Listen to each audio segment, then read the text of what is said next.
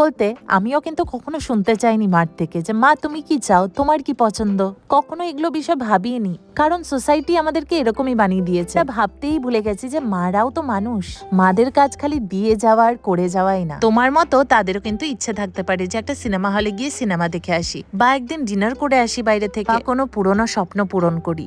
অনেক হয়েছে জানো তো, আমার মনে হয় আমাদের একটু বদলানো দরকার। স্পেশালি যারা যারা এখনো ব্যাচেলার আছো তাদের উদ্দেশ্যে বলছি, এই যে মায়ের সাথে সময়টা পাচ্ছ না, এটা একদমই ওয়েস্ট করো না। যতটা পারো কালেক্ট করে নাও মেমোরিজ, কারণ বিশ্বাস করো বিয়ের পরে এগুলো ভীষণ মিস করবে। কেউ তোমায় একবেলা খেয়েছো নাকি জিজ্ঞেস করারও থাকবে না তখন। তাই বলছি মায়েদের একটু আগলে রাখো, যতটা তুমি ভালোবাসো এখন তার থেকে একটু বেশি বেশি। হাজার হাজার অচেনা লোকের ভিড়ে আমার চেনা মানুষের মুক্তি খুঁজছিলাম, আর অমনি হাঁটতে হাঁটতে এক ঝলক দেখতে পেলাম এই যে আমার মা নিজের সব স্বপ্ন ইচ্ছে ভুলে আমাদের খুশিতেই খুশি থাকতে শিখে গেছেন উনি।